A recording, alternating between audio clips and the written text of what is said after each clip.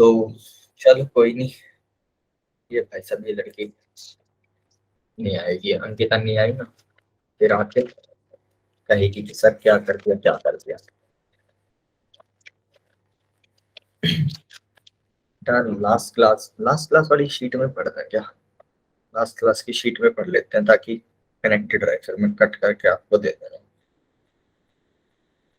Join meeting ZZD FW और join.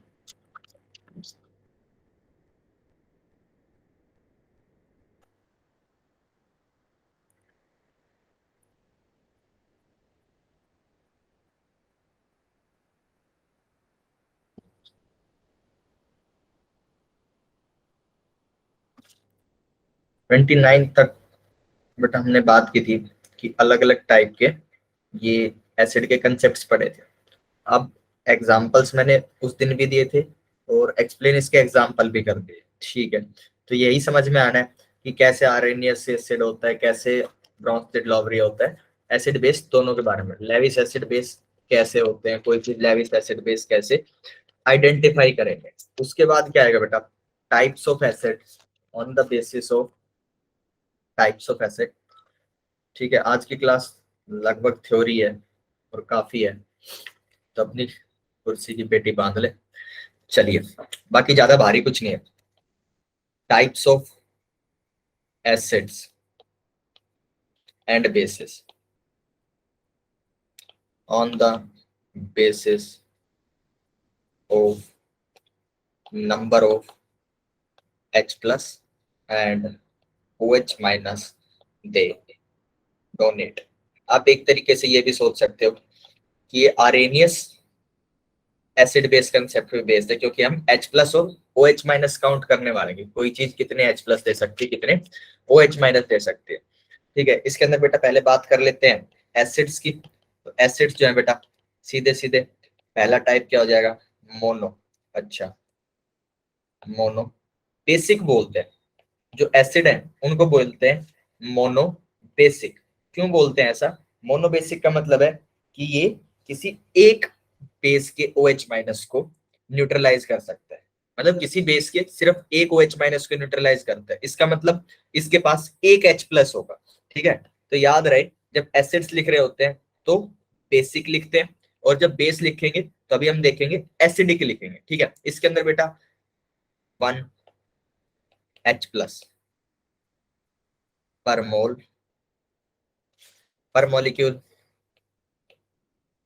एक H plus मिलेगा, और 1 मोल H प्लस पर मोल एसिड, एक ही बात है। अगर एक मॉलिक्यूल में एक मेरे को H प्लस मिल रहा है तो एक मोल में एक मोल H प्लस मिल जाएंगे। बेटा एग्जांपल्स क्या है इसके, HCl है, ठीक है, HCl एक एग्जांपल है, एक एग्जांपल बेटा CH3 COH एटसेट्रा, बहुत सारे ऐसे एसिड्स है। शैली बेटा टॉपिक स्टार्ट कर रखा है, types of acid and bases on the basis of number of H plus and OH minus they donate, यानी कि एसिड के टाइप इस चीज के बेसिस पे कि वो कितने H प्लस दे सकते हैं, और बेस के टाइप इस चीज के बेसिस पे कि वो कितने OH माइनस दे सकते हैं। पहला जो हमने पढ़ा है बेटा मोनो बेसिक एसिड पढ़ा है, इसके अंदर बेसिक ग्रीन से इसलिए लिखा है क्योंकि एसिड्स को बेसिक बोलते हैं, मोनो बेसिक, डाई बेसिक, और बेसिस को एसिडिक बोलते हैं, mono acidic, di acidic and so on, ठीक है। तो इसके अंदर जो भी कोई एसिड अगर एक H प्लस दे देगा तो मोनो बेसिक एसिड कहलाएगा, बस इतना पढ़ा है। इसके एग्जांपल लिख रखे हैं HCl और CH3 COH। उसके बाद बेटा आता है डाई बेसिक एसिड, इसके अंदर अब बस फिर कहानी मैं लिखता जा रहा हूं, तुम समझते जाओ, साथ साथ नोट करते जाओ, समझ तुम्हें आई होगा। डाई का मतलब दो, इसका एग्जांपल H2SO4 H2CO4। दिमाग लगाने का इसमें कुछ भी नहीं। सर अभी तक आपने क्या कराया है, रिपीट कर दीजिए। अभी जो मैंने बोला वो सुना, तुम्हारे आते ही मैंने बोला कि एसिड्स जो हैं जितने H प्लस दे सकते हैं उसके बेस के ऊपर मोनो, डाई और ट्राई हम बात करेंगे, और जो बेसिस हैं वो कितने OH माइनस दे सकते हैं इसके बेस के ऊपर हम उन्हें मोनो, डाई और ट्राई में डिवाइड कर रहे हैं। एसिड्स के अंदर जब हम कैटेगरी की बात करेंगे तो उसका नाम जो होता है बेटा उसके अंदर बेसिक आता है, मोनो बेसिक एसिड, ठीक है।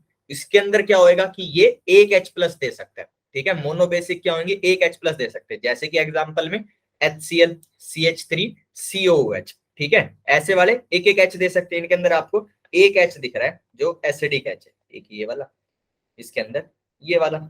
इसी के बेसिस के ऊपर इसी तरीके से सिमिलरली डाई बेसिक एसिड होता है, वो कितने दे सकता है बेटा, 2H प्लस दे सकता है पर मॉलिक्यूल, ठीक है। ऊपर वाले में मैंने 1 मोल और पर मोल एसिड भी लिख रखा है, वो एक ही बात है। अगर कोई एक मॉलिक्यूल से 2H प्लस देगा तो एक मोल से 2 मोल H प्लस देगा। हाँ भाई लेट लतीफ कहाँ थे? सर नेटवर्क इशू हो गया था। नेटवर्क इशू हो गया था, अच्छा। तो अभी आगे यही चीज, इतना ही पढ़ा है, ठीक है। आगे जो बोलूंगा उससे पीछे का समझ में आ जाएगा। इसको रीडिंग यस मार सर। लो, जब तक रीडिंग मार लो। कुछ भी नहीं है, टाइप्स ऑफ एसिड की बात कर रहे हैं, प्योरली थ्योरेटिकल। एक एसिड कितने H प्लस दे सकता है उसके बेसिस के ऊपर मोनो, डाई और ट्राई लिख देंगे। अगर कोई एक दे सकता है तो मोनो बेसिक है, अगर दो दे सकता है तो ट्राई बेसिक है। कंफ्यूज नहीं होना है, इनके नाम के अंदर बेसिक आता है, एसिड के साथ बेसिक आएगा और बेस के साथ एसिडिक आएगा। ये क्या देगा भाई, 3H पर मॉलिक्यूल देगा। यानी कि इसका एक मोल जो होगा, इसका एक मोल 1 मोल 2 मोल H प्लस देगा पर मोल ऑफ एसिड। मीनाक्षी बेटा रीडिंग मार लो, स्क्रीन पे क्या लिख रखा है, ना समझ आए फिर बताना मेरे को, मैं एक बार फिर से ब्रीफ कर दूंगा। प्लस पर मोल ऑफ एसिड। चलो सब लोग नोट कर लो, दिमाग करने कुछ भी नहीं है। जो नए लोग आए, मैंने लुक क्यों चेंज कर लिया उसके पीछे बहुत ज्यादा कहानी है, आराम से बताएंगे, आज सिलेबस करना पहले। अच्छा, तो एक्चुअली मामला ये हो गया कि मैं ऐसा मान के बैठा था कि आयनिक 9 लेक्चर में पढ़ना है, लेकिन आयनिक 5 में पढ़ना है। वो पूरे इक्विलिब्रियम के लिए 9 थे, केमिकल प्लस आयनिक, तो मैं चिलपिल था। तो अभी हमें थोड़ा सा घसीटना पड़ेगा। अगली 2 क्लासेस बची है, उसके अंदर नहीं कर रहे, 3 में कर लेंगे, कुछ देख लेंगे एडजस्टमेंट। लेकिन हाँ, उतने पूरे 9 लेक्चर नहीं मिल रहे, 5-6 मान सकते हो। अब मुकुल, मीनाक्षी और अंकिता जो लोग लेट आए हैं, ये वाली स्क्रीन इतनी ही पड़ी है। इसके अंदर सिंपल सा एक क्लासिफिकेशन कर रखा है, एसिड का क्लासिफिकेशन कर रखा है कि ये कितने H देता है। इसका एक मॉलिक्यूल जितने H देगा उसके बेसिस के ऊपर क्लासिफिकेशन किया है, मोनो बेसिक, डाई बेसिक और ट्राई बेसिक। मोनो के अंदर एक H मिलेगा, डाई के अंदर 2 H मिलेंगे, H प्लस बेसिकली, और ट्राई बेसिक के अंदर 3 H प्लस मिलेंगे, ठीक है। इसके नाम के अंदर क्या होता है, बेसिक होता है। जब बेस आएगा तो उसके नाम के अंदर एसिडिक होगा, ठीक है। ज्योति बेटा तुम भी लेट। सर ट्राई का एग्जांपल, हाँ ट्राई का एग्जांपल लिख लीजिए। ट्राई का एग्जांपल H3PO3, ठीक है। ट्राई का एग्जांपल ये हो गया,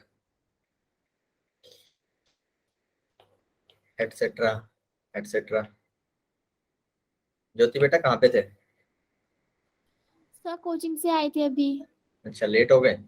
अब ये स्क्रीन को जल्दी से रीडिंग मार लो, फिर शीट आएगी तो उसके अंदर से ये वाला स्क्रीन नोट कर लेना। अदरवाइज आगे चलते हैं, इसी के सेम सिमिलर बेसिस पढ़ेंगे, उससे समझ में आ जाएगा एसिड में क्या लिख रखा है। जब शीट क्लास खत्म होने के बाद मैं दिखा दूंगा, थोड़ा सा रुक जाना, ठीक है।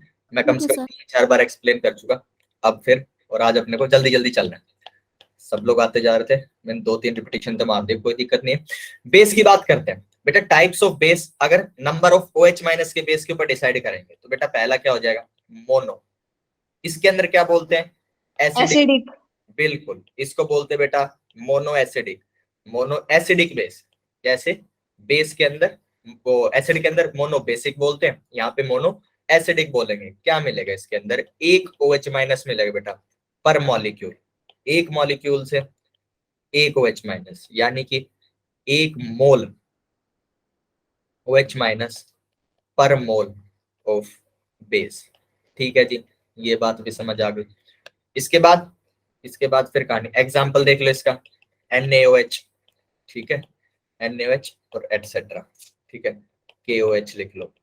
उसके बाद डाई एसिडिक, डाई एसिडिक के अंदर क्या होगा, 2 OH माइनस मिल जाएंगे, 2 OH माइनस पर मॉलिक्यूल, ठीक है, 2 OH माइनस पर मॉलिक्यूल, यानी कि इसके अंदर 2 मोल OH माइनस मिलेंगे पर मोल ऑफ बेस, पर मोल ऑफ बेस। ठीक है, एग्जाम्पल क्या है, CaOH2। ठीक है, उसके बाद क्या आ जाएगा, थर्ड हो जाएगा बेटा try acidic base. Try acidic में क्या होगा सर, इसके अंदर 3 OH माइनस मिल जाएंगे पर मॉलिक्यूल। इसका मतलब एक मोल अगर बेस का उठाया तो 3 मोल OH माइनस के मिलेंगे, 3 मोल ऑफ OH माइनस पर मोल ऑफ बेस।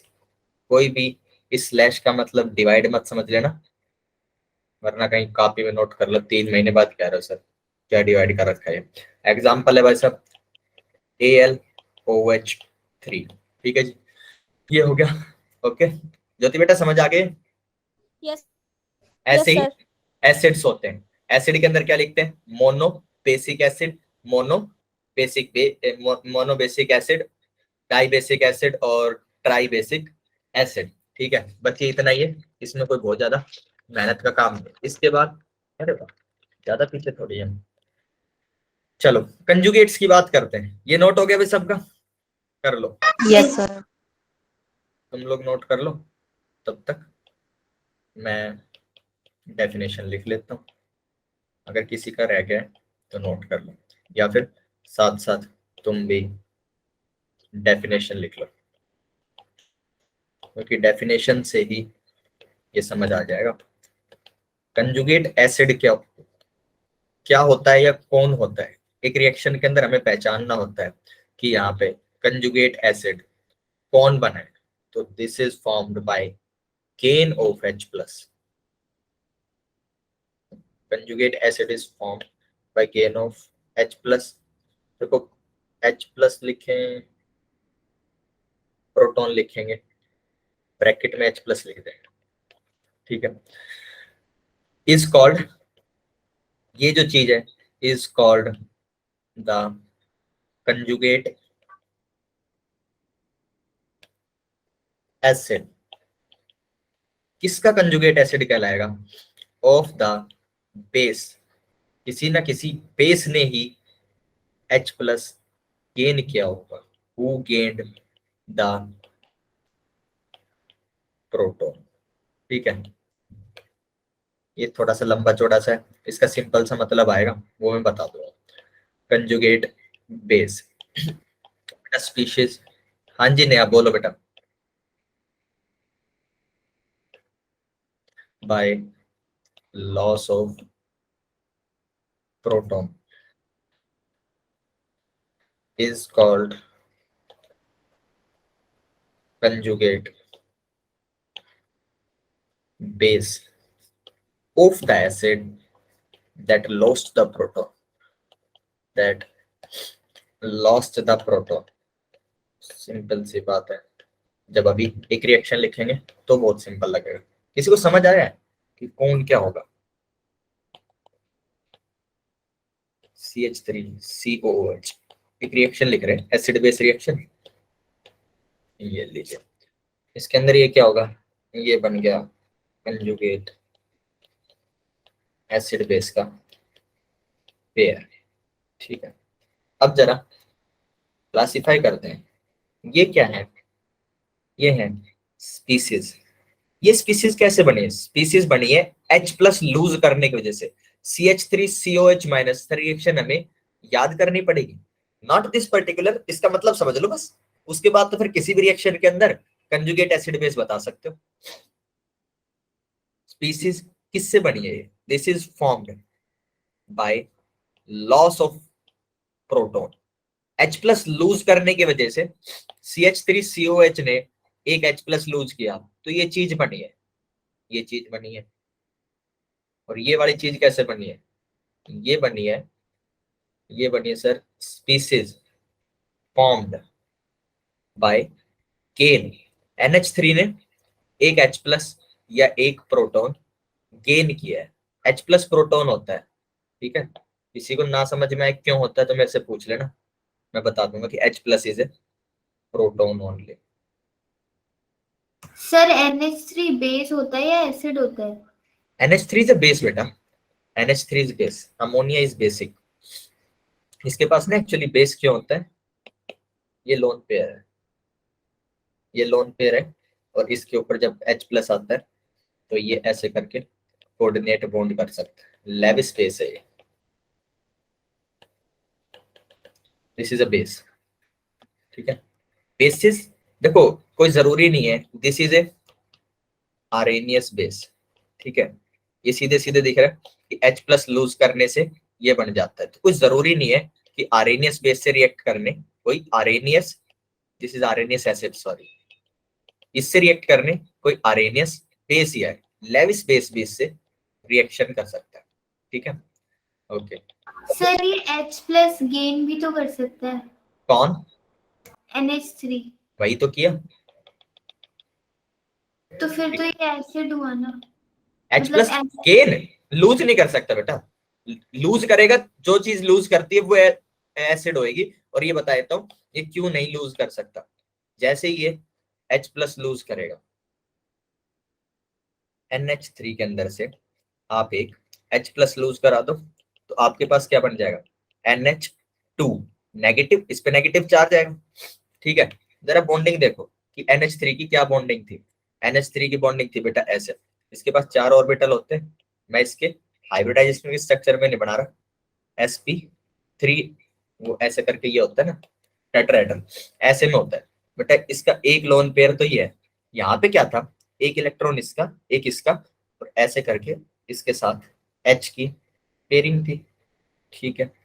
यहाँ पे इसकी इसकी, ठीक है, ये था और ये था, ऐसे थे ये लोग। अगर आप कह रहे हो कि सर इसके अंदर से एक H प्लस निकल जाए, बेटा प्लस कब बनेगा, जब H अपना इलेक्ट्रॉन छोड़ के जाएगा, H जैसे ही अपना इलेक्ट्रॉन छोड़ के जाएगा, मान लीजिए यहां से ये इलेक्ट्रॉन छोड़ के अलग हो गया, ठीक है, तो क्या मिलेगा बेटा मेरे को, अब देखो इसके ऊपर इसके पास क्या बच जाएंगे, ये लोन पेयर तो एज इट इज, इस वाले ऑर्बिटल के अंदर भी एक लोन पेयर आ गया, ठीक है। इधर क्या है, यहाँ पे ये H के साथ अभी भी बचा हुआ है, यहाँ पे H के साथ अभी भी बचा हुआ है, ठीक है। अब क्या है, इसके ऊपर ऑक्टेट तो इसका कंप्लीट है, ऑक्टेट इसका कंप्लीट है, सॉरी ऑक्टेट कंप्लीट नहीं है, ऑक्टेट कंप्लीट नहीं होने की वजह से इसके अंदर अनस्टेबिलिटी आएगी बेटा, 4 इलेक्ट्रॉन तो ये हो गए, 4 इलेक्ट्रॉन इसके ये हो गए, ठीक है, 2 इलेक्ट्रॉन इससे आएंगे, ऑक्टेट कंप्लीशन हो जाएगा, तो फिर चार्ज का इशू है, 2 2 4 और 2 8, हाँ ठीक है, इसके अंदर H प्लस बन जाएगा, लेकिन इसके ऊपर 2 नेगेटिव H2, एक नेगेटिव चार्ज आ जाएगा, और हाँ लोन पेयर का रिपल्जन आएगा, एक ही एटम के ऊपर अगर 2 लोन पेयर एग्जिस्ट कर रहे हैं तो ये ना रिपेल करेंगे, ये जब टेट्राहेड्रल फॉर्म में आएंगे, इस वाली इसकी जो हाइब्रिडाइजेशन आएगी वो कुछ ऐसी शेप आएगी, लोन पेयर हाइब्रिडाइजेशन में काउंट होता है बेटा, ये वाले इलेक्ट्रॉन और ये वाले इलेक्ट्रॉन या तो कहीं यहाँ होगा, इन सबके बीच में एक सेम एंगल होता है 109 डिग्री समथिंग, ठीक है, टेट्राहेड्रल का एंगल है ये, जब ये दोनों एक दूसरे के पास आएंगे तो एक दूसरे को रिपेल करेंगे, यहाँ पे देखो कोई भी रिएक्शन क्या होता है, कोई चीज है आपकी अनस्टेबल से स्टेबल की तरफ जाती है, रिएक्शन कोई भी चीज अनस्टेबल से स्टेबल की तरफ जाती है, तो ये जो है यहाँ पे जब जाएगी तो इसके ऊपर क्या होगा, अनस्टेबिलिटी आएगी because of repulsion, instability because of repulsion of lone pairs. बाकी याद रखो अमोनिया जो है एक और बॉन्ड बनाना ही चाहता है क्योंकि उसके पास लोन पेयर है, लोन पेयर जो होते हैं, लोन पेयर मान लो ये H बने हुए थे ना, H बने हुए थे, अगर यहाँ पे लोन पेयर एग्जिस्ट कर रहा है तो ये भी इन बॉन्ड्स को पुश करता है, इन बॉन्ड के इलेक्ट्रॉन्स को पुश करता है, लोन पेयर जो है एक ही एटम के पास जब 2 इलेक्ट्रॉन्स है, किसी के साथ बॉन्डिंग नहीं है, जब बॉन्डिंग होता है तो इसका चार्ज कुछ कुछ शेयर हो जाता है, लेकिन अब ये दोनों यहाँ पे है तो ये बॉन्ड पेयर को रिपेल करता है, केमिकल बॉन्डिंग में इसको पढ़ाते हैं कि bond pair lone pair repel करते हैं, तो कोई भी अपना लोन पेयर रखना नहीं चाहता है, ऑक्टेट अगर कंप्लीट ना हो तो बिल्कुल नहीं रखना चाहता, और अगर ऑक्टेट कंप्लीट हो जाता है तो भी अगर उसे ऑप्शन मिल रहा है कि अपने लोन पेयर खत्म कर दे तो लोन पेयर खत्म करना चाहेगा, लोन पेयर बढ़ाना तो बिल्कुल नहीं चाहेगा क्योंकि उस केस के अंदर क्या हो जाएगा, उस केस के अंदर रिपल्जन आ जाएगा, ठीक है। मतलब सर्टेन रीजंस होते हैं स्टेबिलिटी देखने के लिए, अब ऑक्टेट इनकम्प्लीट होगा तो अनस्टेबिलिटी आ जाएगी, उसके बाद रिपल्जन की वजह से अनस्टेबिलिटी आ जाएगी, ठीक है, इसकी वजह से अनस्टेबिलिटी आ सकती है, एक्सेसिव चार्ज से भी अनस्टेबिलिटी आती है, अनस्टेबिलिटी। ठीक है, तो ये सारी चीज होती है, इनको जैसे अनस्टेबिलिटी आती है। तो NH3 जो है अपना H लूज नहीं करता, ठीक है, एक और H प्लस गेन करके NH4 पॉजिटिव बनाता है। इससे इसकी लोन पेयर कम होने की वजह से स्टेबिलिटी आ जाती है। क्या समझ में आ गया संध्या? यस सर, आ गया। ठीक है, अभी मुझे ये बताओ, यस सर। मैंने इनके नीचे बिल्कुल क्लियर कट लिख दिया है कि ये कौन कौन सी स्पीसीज है। अगर ये ऐसी स्पीसीज है, ये बताओ इनके अंदर से कंजुगेट एसिड कौन है और कंजुगेट बेस कौन है। डेफिनेशंस चाहिए?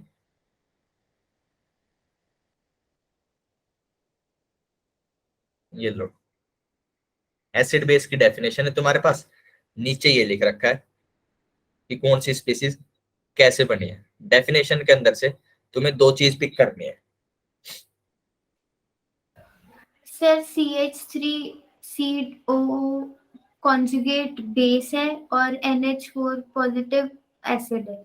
कोई ऐसा व्यक्ति जो इस बात से डिसएग्री करता हो कि नहीं सर उल्टा है, और कोई ऐसा व्यक्ति जो कह रहा है सर मुझे तो पता ही नहीं है क्या होता है, ना मैं इससे डिसएग्री करता हूँ ना एग्री करता हूँ, मैं जानना चाहता हूँ क्यों होगा। एग्री? देखो ज्यादा कोई बड़ी बात नहीं है, इसको ना, ये जो लिख रखा है CH3CO माइनस के नीचे मैंने जो चीज लिखी है वो कहाँ पे है? Species formed by loss of A proton, bye loss of proton, ये लिख रखा है सर यहाँ पे, species formed by loss of A proton. ये क्या हो गया sir? This is a conjugate base. ठीक है, this is a conjugate base. क्या कोई मेरे को ये बता सकता है कि ये किसका कंजुगेट बेस है? एसिड का। बिल्कुल, एसिड कौन है यहाँ पे? एसिटिक एसिड का। बिल्कुल, CH3COH जो एसिटिक एसिड है। ये बात तो सॉर्टेड हो गई। किसी को ना समझ में आए तो मेरे को बताना। देखो कंजुगेट जब भी बन रहा है, अगर कोई बेस बन रहा है तो वो किसका कंजुगेट बेस होगा? किसी एसिड का होगा। किसका? अगर बिल्कुल ही तुम्हें ना समझ में आए कहां से H प्लस निकला, कहां से पहुंचा, तो जो दो लोग सिमिलर हैं वो क्या होंगे? एसिड और कंजुगेट बेस का पेयर होंगे, वो एसिड एंड कंजुगेट बेस का पेयर होंगे। ठीक है, इन दोनों को पहचानना। देखो पहले क्या करेंगे, सीक्वेंस क्या है, फाइंड हु इज Ca यानी conjugate acid and conjugate base. ये जैसे ही आपको पता चल जाएगा, नेक्स्ट स्टेप में आप क्या करोगे, फाइंड हुज, किसके, Ca and Cb they are. ठीक है, किसके हैं ये, ऐसे करके आप फाइंड कर लेंगे। तो NH3 के लिए मैं सीधे सीधे लिख रहा हूं कि NH3 is a conjugate acid, NH3 is a conjugate acid. NH3 बेटा मेरा कंजुगेट एसिड है। किसका है सर? ये NH4 पॉजिटिव है कंजुगेट एसिड, और ये किसका है? किसका? NH3 का कंजुगेट एसिड है। ठीक है, ये बात क्लियर? इसमें अगर किसी को डाउट हो तो बताना भाई, फिर से क्लियर कर लेते हैं, क्योंकि ये करते ही फिर एक स्ट्रेंथ कंपेयर करनी है मेरे को।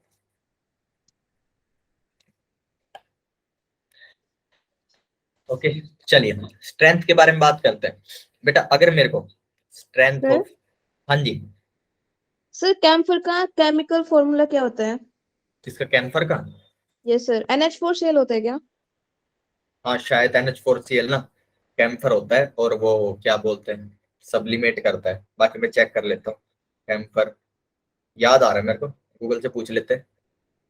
नहीं भाई, कैम्फर NH4Cl नहीं है। NH4Cl अमोनियम क्लोराइड, वो तो नहीं है। Camphor is C10H16O, this is camphor. NH4Cl जो है वो भी साल्ट होता है, सब्लिमेबल होता है, शायद सब्लिमेशन होता है। सब्लिमेशन टेम्परेचर 333, यानी कि ऑलमोस्ट 40-45 के ऊपर NH4Cl भी सब्लिमेट करने लग जाता है। तो 40-50 से तो ऊपर ही है। हाँ, तो ये फॉर्मूला कैम्फर का। चलिए ये बात हो गई। तब मुझे ना कंपैरिजन करना है। एक बात है, वो लॉजिक लगा के, स्ट्रेंथ ऑफ एसिड, मैं दो एसिड्स लिख रहा हूं बेटा, से एसिड 1 ये स्ट्रॉन्गर है एसिड 2 से, तो बेटा किसी भी रिएक्शन के अंदर अलग अलग रिएक्शन हो रहे होंगे, वहां पे इनके कुछ कुछ कंजुगेट बेस बन रहे होंगे, इनके कंजुगेट बेस बन रहे होंगे। इसका एक कंजुगेट बेस बनेगा CB1 और इसका कंजुगेट बेस बनेगा CB2। ये किस चीज का ऑर्डर है बेटा? इनकी बेसिक स्ट्रेंथ का ऑर्डर है, बेसिक स्ट्रेंथ। क्या समझ पा रहे हो? दो अलग अलग जगह पे रिएक्शन हो रहे, वहां का एसिड उठाया, उसका कंजुगेट बेस देखा, दूसरी जगह का एसिड उठाया, उसका कंजुगेट बेस देखा, उनकी बेसिक स्ट्रेंथ को कंपेयर किया। तो अगर एसिड 1 एसिड 2 से एसिडिक स्ट्रेंथ में स्ट्रॉन्गर है, तो जो बेस होगा उसका उसका जो भी कंजुगेट बेस बनेगा 1 वाले का, वो 2 वाले से वीक होगा। ये बेसिक स्ट्रेंथ का ऑर्डर आ जाएगा, बेसिक स्ट्रेंथ का ऑर्डर। ठीक है, और ये डब्बा बना के रख लो कि जो स्ट्रॉन्गर एसिड होता है उसका कंजुगेट बेस वीकर होता है। स्ट्रॉन्ग एसिड नहीं बोला, स्ट्रॉन्गर बोला है। जब आप कंपेयर करने जाओगे ना, आपके पास दो एसिड्स होने चाहिए जिनको आप कंपेयर कर सको उनके एसिडिक स्ट्रेंथ में। जब आप उनको कंपेयर कर लोगे तो फिर आप उनके कंजुगेट बेस के ऊपर वीकर बोल सकते हो। जो भी स्ट्रॉन्गर एसिड है उसका जो कंजुगेट बेस होगा वो वीकर होगा। ठीक है, ओके। तो बताओ, ऑर्गेनिक पढ़ी किसी ने स्कूल में? Yes sir. Yes sir. Acidic strength आती है, बता पाओगे किसकी एसिडिक स्ट्रेंथ ज्यादा है किसकी कम है? अगर ये दो चीज दे दो, CH3 COH C2 H5 OH, this is a alcohol, this is carboxylic acid, तो बता सकता है किसकी स्ट्रेंथ ज्यादा है किसकी कम है? एसिडिक स्ट्रेंथ कौन बेटर एसिड है? ऑक्सीडेशन नंबर से नहीं बेटा, ऑक्सीडेशन नंबर से एग्जैक्टली नहीं बता पाओगे। ऑक्सीडेशन नंबर किसका निकालो? अगर आप इनके जो ऑक्सीजन के साथ H है उसका तो ऑक्सीडेशन नंबर आपको -2 ही मिलेगा। ऑक्सीडेशन नंबर -2 है। मैंने कभी नहीं, ऑक्सीडेशन नंबर से निकालते ही नहीं एक्चुअली, तो मैंने कभी चेक भी नहीं किया है। लेकिन ऑक्सीजन का ऑक्सीडेशन नंबर यहाँ पे आपको -2 मिलेगा। सर सेंट्रल एटम का। Central atom, who is central atom here? क्या यहाँ पे आप सेंट्रल एटम बना सकते हो, बता सकते हो सेंट्रल एटम? नो। रेजोनेंस ये सब सुने, रेजोनेंस, इंडक्टिव इफेक्ट, आंसर उनसे आएगा बेसिकली। देखो स्ट्रक्चर बनाए थे, स्ट्रक्चर बनाते हैं कि ये कैसे दिखते हैं। ये कुछ ऐसे दिखते हैं, C डबल बॉन्ड O, इसके बाद ये OH, इसके ऊपर एक H लगा होता है, this is H, this is H, this is H। तो सेंट्रल एटम तो आप किसी को बोल ही नहीं सकते। यहाँ पे सेंट्रल एटम उन स्पीसीज के अंदर बोल सकते हो जब एक ही एटम से बाकी सब अलग अलग ग्रुप्स जुड़े हो। अंशिका कहते हैं कि सर अल्कोहल स्ट्रॉन्गर होगा, प्रियांशी कहते हैं सर कार्बोक्सिलिक एसिड स्ट्रॉन्ग होगा। प्रियांशी क्या आपके पास कोई लॉजिक है, या क्योंकि उसका नाम ही एसिड है इसलिए वो स्ट्रॉन्गर होगा? No sir. बताइए लॉजिक। अच्छा लॉजिक नहीं पता इसके लिए नो सर है। ठीक है, यस सर। ठीक है, मैं बताता हूँ। मतलब तुम्हें बहुत अच्छे से तो समझ में नहीं आएगा, लेकिन हल्का हल्का आइडिया आ जाएगा, क्योंकि इसको अच्छे से समझने के लिए रेजोनेंस, इलेक्ट्रॉन डिस्प्लेसमेंट इफेक्ट होता है, रेजोनेंस, इंडक्टिव इफेक्ट, ये सब अगर जीओसी पढ़ाई होगी किसी ने तो होता आपको पता, लेकिन नहीं पता तो भी कोई एज सच प्रॉब्लम नहीं है। अच्छा ये बताना नहीं था मेरे को, हेवी ऑर्गेनिक पे चला गया। अब देखो बेटा ये एक एसिड है, एसिड होगा तो ये क्या करेगा, एक H+ लूज करेगा, इसका जो स्ट्रक्चर बनेगा वो कुछ ऐसा बनेगा, C डबल बॉन्ड O, ये इधर वाला जब लूज करेगा तो ये क्या करेगा, लूज, सॉरी हाँ ये भी लूज करेगा H+, और ये क्या बनाएगा, ये कुछ ऐसा बनाएगा, ऊपर HO-। ठीक है, अब बेटा स्ट्रॉन्गर एसिड वो होगा जो H+ लूज करने के बाद एक स्टेबल स्पीसीज बनाए, स्टेबल स्पीसीज बनाए। जो भी कोई अपना H+ लूज करने के बाद स्टेबल स्पीसीज बना रहे हैं वो ज्यादा एसिडिक होगा। This is applicable all over chemistry, organic में ही नहीं, जिसका भी, ये देखो ये क्या है, ये भाई साहब इसके कंजुगेट बेस है। ठीक है, कंजुगेट बेस की स्टेबिलिटी देखते हैं, कंजुगेट बेस की स्टेबिलिटी। तो स्टेबिलिटी जो आती है बेटा CH3COO माइनस की ज्यादा आती है C2H5O माइनस है। उसका लॉजिक ये होता है, इसकी स्टेबिलिटी देखने के लिए हम देखते हैं कि इनके अंदर नेगेटिव चार्ज कहाँ पे ज्यादा अवेलेबल होगा, उस जगह के ऊपर अनस्टेबिलिटी होगी। जिसका नेगेटिव चार्ज ज्यादा डिसअपियर हो जाएगा वो ज्यादा स्टेबल होगा। बेटा इसके अंदर ना रेजोनेंस इफेक्ट लग रहा है। रेजोनेंस से क्या होता है, इसका नेगेटिव चार्ज इन दोनों ऑक्सीजन के ऊपर रेजोनेट कर सकता है। तो एक ऑक्सीजन के ऊपर जो चार्ज होगा वो -2 में बट जाएगा। यहाँ पे एक ऑक्सीजन के ऊपर चार्ज पूरा का पूरा 1 है, तो इस केस के अंदर मोर चार्ज है। मोर चार्ज मतलब लेस स्टेबल, और अगर कोई चीज लेस स्टेबल है तो रिएक्शन कम होना चाहेगा। अगर कम होना चाहेगा तो ये क्या है, एसिड का डिसोसिएशन। अगर ये रिएक्शन कम होना चाहेगा तो इसका के जो होगा वो लेस मिलेगा। के लेस का मतलब लेस एसिडिक। समझ में आए तो बढ़िया, ना आए तो 12th का इंतजार करें, जब आपको जीओसी वगैरह पढ़ा दी जाएगी तब अच्छे से समझ में आ जाएगा। जीओसी शायद हम ही पढ़ाएंगे, देखते हैं क्या है। मैंने तुमको तो बोल रखा है मैं पढ़ाऊंगा, तो उसका कोई इश्यू नहीं। अभी के लिए क्या है कि ये क्या आ गई, ये आ गई स्टेबिलिटी ऑर्डर। स्टेबिलिटी ऑर्डर जिसके कंजुगेट बेस ज्यादा स्ट्रॉन्ग स्टेबल होंगे उसका एसिड ज्यादा स्ट्रॉन्ग होगा, तो एसिडिक स्ट्रेंथ का ऑर्डर आ जाएगा ये। ठीक है, किसी को अगर ना समझ में आए कि ये क्या महाभारत बोल दी तो कोई फायदा नहीं है, क्योंकि मुझे सिर्फ ये वाला ऑर्डर यूज में लेना है, ये वाला ऑर्डर यूज में लेना है।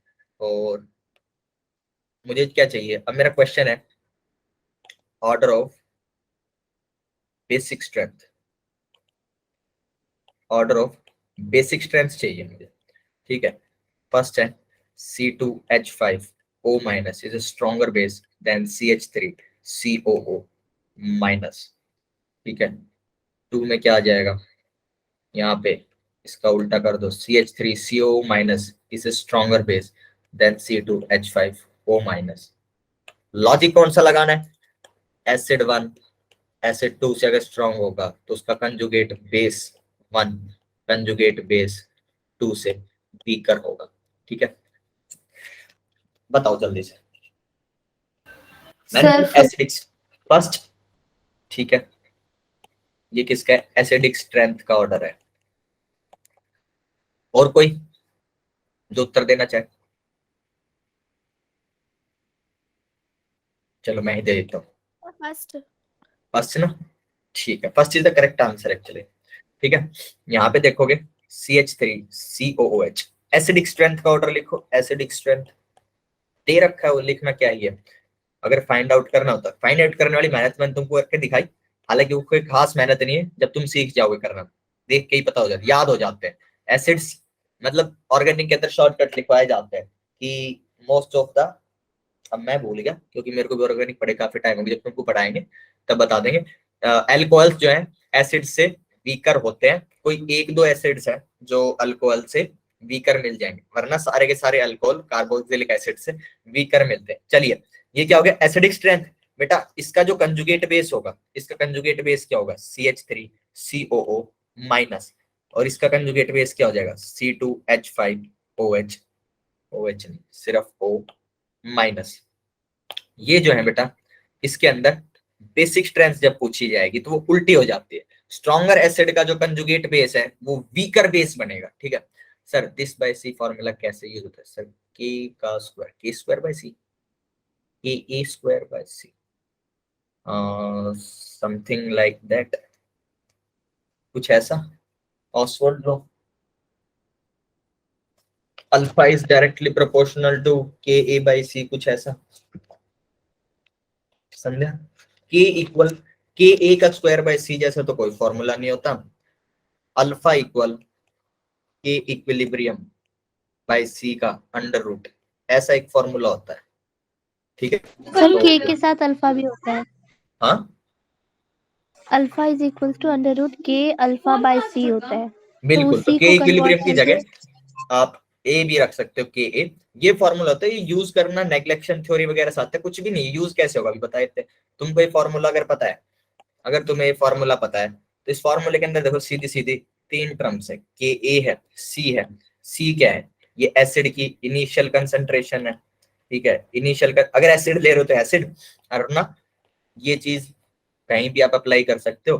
के इक्विलिब्रियम लिख दो। अगर कहीं पे कोई सॉल्ट है, अगर कोई सॉल्ट का NaCl का ब्रेकिंग हो रहा है, तो उसके लिए भी आप यही चीज यूज कर सकते हो। अच्छा ठीक है, इनिशियल कंसंट्रेशन हो गई है, के ए उस एसिड का आपको मिल जाएगा अल्फा, तो किसी क्वेश्चन के अंदर क्या करेगा, आपको अल्फा की वैल्यू दे देगा, अल्फा की वैल्यू दे देगा, के ए पूछ लेगा, इनिशियल मोल्स दे देगा, इनिशियल वॉल्यूम तो सेम ही रहेगी, तो इनिशियल का मामला नहीं है, वॉल्यूम दे देगा। क्या करोगे, वॉल्यूम मोल्स, इनिशियल मोल्स दे दिए, मोल्स बाय वॉल्यूम से आपको सी मिल जाएगा, सी रखो नीचे, आपको के ए फाइंड करना है और अल्फा की वैल्यू दे रखी है, ऐसे करके बेटा फॉर्मूला यूज हो जाएगा। फॉर्मूला जो भी होता है ना उसका एक ही यूज होता है, उसके अंदर जितने भी वेरिएबल्स हैं वो कहीं ना कहीं से फाइंड आउट करने हैं। ठीक है, समझ में आ रहा है संध्या? Yes sir. ठीक है, फॉर्मूला तो यूज कैसे होगा वो सिंपल है, इसका डेरिवेशन पूछते तो जरूर कुछ इंटरेस्टिंग होता, लेकिन वो अभी नहीं छेड़ने वाला मैं। ठीक है, यहाँ पे ये बातें कंप्लीट हो गई। अब देखो नेक्स्ट बात, इसके एसिडिक बेस की स्ट्रेंथ ये सब बता दी कि एसिडिक स्ट्रेंथ जिस एसिड की ज्यादा होगी उसके कंजुगेट बेस की जो बेसिक स्ट्रेंथ है वो कमजोर होगी कंपैरिजन जिस भी दूसरे एसिड से कर रहे हो उसके कंजुगेट बेस से। ठीक है, नई बात जो है वो ये है कि रिएक्शन की direction,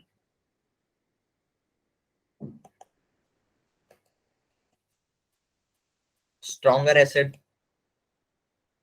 strong acid to weak conjugate acid, बेटा रिएक्शन की जो डायरेक्शन है आपके पास अगर CH3COOH प्लस NH3 ये दोनों लोग रिएक्ट कर रहे हैं, CH3COO minus plus NH3 4 positive, तो रिएक्शन ऐसे जा रही होगी फॉरवर्ड में, इस रिएक्शन में फॉरवर्ड डायरेक्शन और अ बैकवर्ड डायरेक्शन। ठीक है, ये चीज हमें पता लगानी है, तो ये चीज जो है सिंपल सी बात है, आप देखो यहाँ पे जो एक साइड है वो एसिड होगा, जो प्रोडक्ट साइड है वो कंजुगेट, ये तो बेस हो गया, यहाँ पे कंजुगेट ही है, कंजुगेट एसिड होगा। अगर ये वाली चीज स्ट्रॉन्गर है और ये वाली चीज वीकर है तो रिएक्शन फॉरवर्ड में जाएगी, अगर प्रोडक्ट साइड में जो कंजुगेट लिख रखा है वो स्ट्रॉन्गर है तो हमारा जो रिएक्शन होगा बैकवर्ड में आ जाएगा। स्ट्रेंथ्स कंपेयर करना आपको काफी समय में आएगा, टाइम के साथ धीरे धीरे सीख जाओगे, मतलब 12th के एंड तक ना जब ऑर्गेनिक पढ़ते हैं, ऑर्गेनिक में एसिडिक स्ट्रेंथ बेसिक स्ट्रेंथ खूब लपेट लपेट के है, तो उसके बाद आप एसिड बेस देख के कंपेयर कर पाओगे, अभी के लिए तो आपको जब बता दिया जाएगा तभी कंपेयर कर पाओगे। This is your beginning of acid and base. तो रिपीट कर दूं, देखो बेटा रिएक्शन की डायरेक्शन का आएगी, रिएक्शन की डायरेक्शन आएगी स्ट्रॉन्ग, इसके अंदर आप जो है पहचानो ये है एसिड, यहाँ पे ये है एसिड, और बेटा इसका जो है कंजुगेट, इसका नहीं है कंजुगेट, कंजुगेट एसिड का क्या कंजुगेट बनेगा, कंजुगेट बेस बनेगा, इस रिएक्शन का कंजुगेट एसिड जो है वो ये है। बेटा मैं कहता हूं कि अगर स्ट्रॉन्ग एसिड है उससे वीक कंजुगेट बेस बन रहा है, वीक कंजुगेट एसिड बन रहा है, तो रिएक्शन डायरेक्शन बेटा फॉरवर्ड होती है, that is if CH3COOH is stronger acid than NH3, NH4 positive, then reaction direction is forward. ठीक है, it is going to be forward. If opposite, if CH3COH is weaker acid than NH4 positive, then reaction direction is backward. Reaction direction कहाँ जाएगी, stronger से weaker की तरफ जाएगी, is backward. अरे भाई भाई वापिस आ जा, अरे यार ठीक है ये लिख देंगे CH3COH, क्या समझ में आ गया शैली? ठीक है, स्ट्रॉन्ग से वीक की डायरेक्शन में हमारा रिएक्शन चलता है, then NH4, then reaction direction is backward.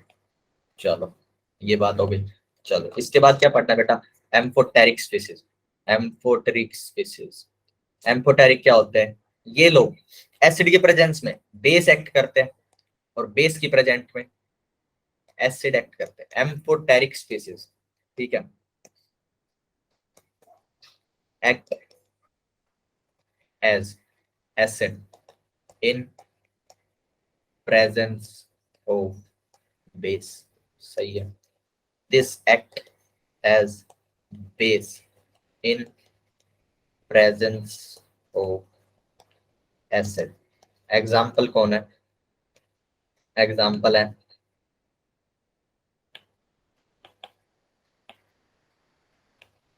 इसका एग्जाम्पल बेटा सबसे बढ़िया वाटर है। H2 के ऊपर आप HCl डाल दो, वो क्या करेगा? इस HCl का H+ खा लेगा और बना देगा H3O पॉजिटिव। ठीक है। अदरवाइज आप इसके ऊपर क्या करो? H2O के ऊपर बेटा H2O पे क्या डालें?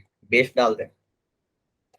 H2O पे यदि हम अमोनिया डालते हैं, OH- तो एक्सेप्ट नहीं करेगा।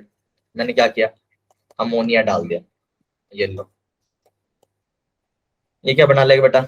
यहाँ पे क्या दे देगा? OH-, ठीक है, प्लस NH4 पॉजिटिव। ठीक है, ये ऐसा बना लेगा। यहाँ पे क्या है? ये यहाँ पे इसने acid act, sorry base act किया एसिड के साथ रिएक्शन करके। एसिड बेस, यहाँ पे इसने क्या एक्ट किया है?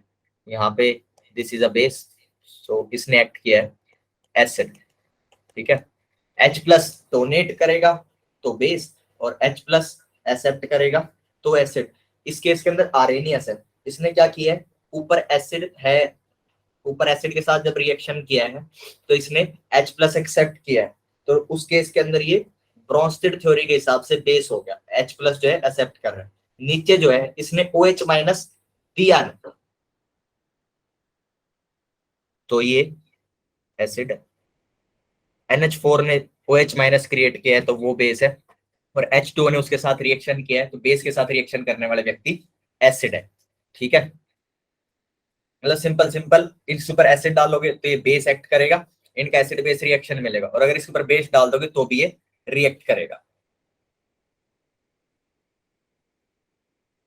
क्लियर? मैंने कुछ उल्टा सीधा बोल दिया क्या? Okay sir.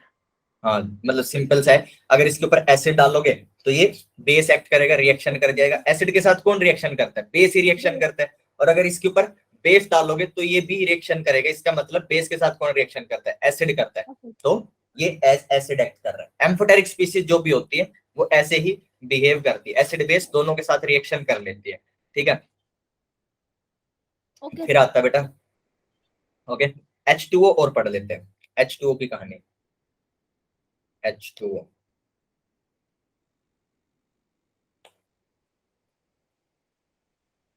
H2, पानी। पानी जो है बेटा, इसकी जो डेंसिटी है, डेंसिटी एट 4 डिग्री सेल्सियस, वो होती है बेटा 1000 ग्राम पर लीटर। ठीक है, अगर आप कंसंट्रेशन निकालने चाहो, कंसंट्रेशन ऑफ वाटर, तो प्योर वाटर है ये, लेकिन आप इससे कंसंट्रेशन निकाल सकते हो। कैसे निकाल सकते हो? मोलैरिटी अगर चाहिए, आप इसके मोल्स निकाल लो, moles of water upon volume of solution, volume of solution. तो 1 लीटर के अंदर बेटा आपके 1000 ग्राम मास है। 1 लीटर के अंदर मोल्स कितने हो जाएंगे सर? 1000 डिवाइडेड बाई 18, ये चीज आती है बेटा 55.55 मोलर। तो यहाँ से जो है मोल्स आ जाएंगे आपके 55 पॉइंट, ये मोल्स आ गए, और मोलैरिटी भी इतनी आएगी 55.55 moles divided by volume. 1 litre के लिए आपने निकाला ही है, इसकी मोलैरिटी आ जाती है 55.55। ठीक है, उसके बाद बात करते हैं सेल्फ आयनाइजेशन। सेल्फ आयनाइजेशन का क्या मतलब है? आप कोई आयनाइजिंग सॉल्वेंट यूज नहीं कर रहे। जैसा कि मैंने आपको एक बार बताया होगा कि आप जो है CH3COH को प्योर को रख दो तो भी वो आयनाइज तो होएगा, एसिड टूटेगा तो सही, लेकिन आप इसको पानी में भी रख सकते हो। ये क्या है? आपने आयनाइजिंग सॉल्वेंट यूज कर लिया। इसका मतलब ये भी है कि आपने डाइल्यूशन कर दिया, तो जब एक्वस में आपको मिलेंगे तो जो आपको अल्फा मिलेगा वो इंक्रीज मिलेगा। ठीक है जी। सेल्फ आयनाइजेशन का मतलब है जब आप प्योर एक कंटेनर में किसी चीज को रख रहे हो और वो आयंस क्रिएट करते हैं। तो वाटर का जो सेल्फ आयनाइजेशन होता है बेटा, वो देता है H+ और OH-, H+ प्लस OH-। ठीक है, अगर T = 0 के ऊपर बेटा, T = 0 पे 55.55 मोलर कंसंट्रेशन थी, इसकी 0 और 0 थी। तो जब भी इसका इक्विलिब्रियम आएगा टी इक्विलिब्रियम, अच्छा इस इक्विलिब्रियम के टाइम पे 55.55 कुछ कंसंट्रेशन घट गई होगी, जितनी घटी होगी उतनी ही इसकी बनी होगी, उतनी ही इसकी बनी होगी। मैं एक चीज लिख सकता हूँ, इसका के इक्विलिब्रियम, इसका जो के इक्विलिब्रियम है वो कहलाता है बेटा के डिसोसिएशन।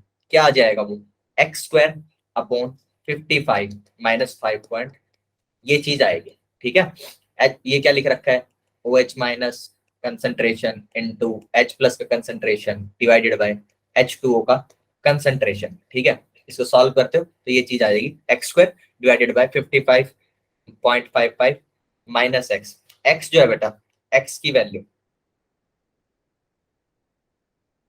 रूम टेम्परेचर पे नियरली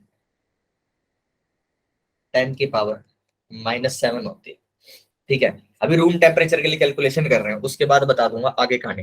जैसे ही आप इसको के डिसोसिएशन इक्वल, अगर x की वैल्यू 10 की पावर -7 है बेटा, ये चीज क्या मिल गया, 10 की पावर -14, और नीचे क्या मिल जाएगा 55.55 माइनस, तुम्हें एक बात बहुत अच्छे से समझ में आ रही होगी, 10 की पावर -7 का मतलब ये है, ये एक बहुत छोटी सी वैल्यू है, 1 2 3 4 5 6 एक और 0 लगा लो। ठीक है, ये बहुत छोटी सी वैल्यू है, अगर 55 के अंदर से माइनस होगी तो आंसर आएगा 55 के बाद 5 बार 6 आएगा, उसके बाद 1 4 आ जाएगा।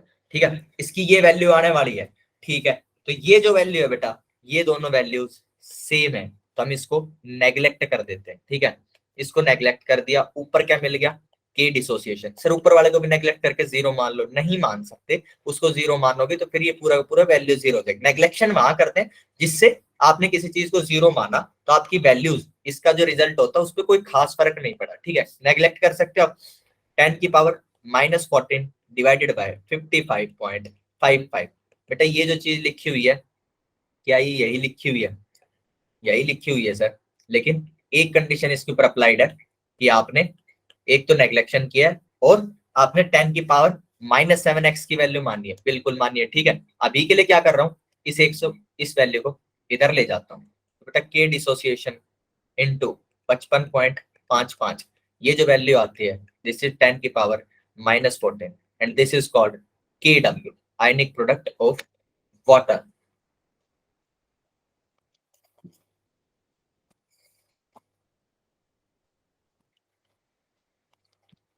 ये कहलाती है आयनिक प्रोडक्ट ऑफ वाटर।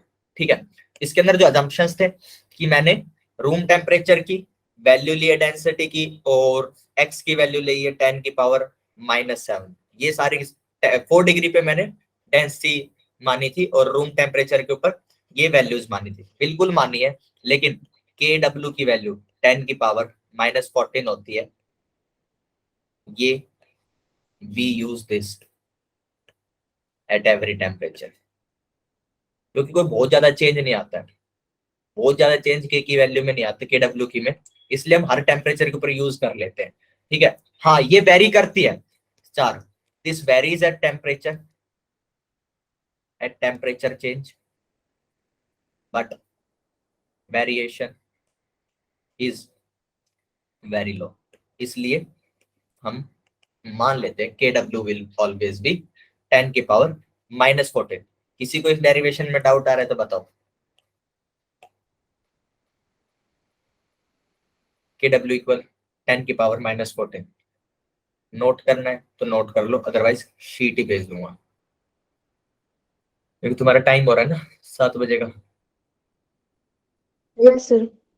ठीक, समझ आ गया कि तोते उड़ गई इतनी चीज में, नो सर, आगे समझ समझ आ गया ना, कुछ खास नहीं किया, एक तो अजम्पशंस थे, अजम्पशंस मान के हमने 10 की पावर -14 ये वैल्यू निकाल ली, ये वैल्यू कह दिया कि ज्यादा चेंज नहीं होती है। ठीक है, इस वैल्यू से एक और चीज का मेरे को आंसर निकालना है। एक्चुअली बेटा अगर मैं अल्फा कैलकुलेट करूं तो अल्फा वो कंसंट्रेशन है जो लॉस्ट हुई अपॉन इनिशियल कंसंट्रेशन। ठीक है, इसकी वैल्यू क्या आती है बेटा, 10 की पावर -7। हाँ जी संध्या बोलिए,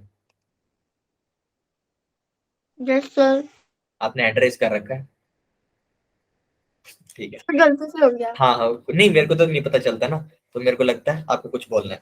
ठीक है, alpha equal x upon 55.55 5 x की वैल्यू 10 की पावर -7।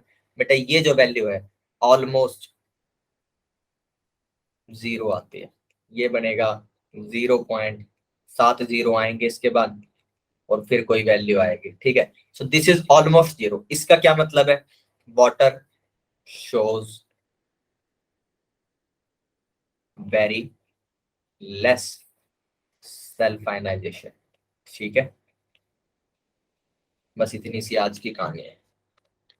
अगले 2 लेक्चर के लिए तैयार रहें स्पीड के लिए। ओके, यहां तक किसी को डाउट है तो बता दो। ये जो लास्ट वाला डेरिवेशन अगर किसी को बाउंसर हो गया, समझाने का तो टाइम है नहीं, तुम्हारी साथ की क्लास है, शीट देख लेना, ना समझ आए तो अगली क्लास में मेरे को मैसेज कर देना, 10 मिनट पहले आ जाना, जो कोई आ सकता है, ठीक है। वरना कुछ देखते हैं, कुछ बताएंगे। जिसको ना समझ आया वो मेरे को मैसेज कर देना क्लास खत्म होते ही, सर नहीं समझ में आया, फिर देखते हैं इस पे क्या सोल्यूशन कर सकते हैं। चलिए ठीक है, क्लास खत्म है, रिकॉर्डिंग बंद कर देता हूँ। Good evening sir. Okay, Good evening, good evening sir. बेटा।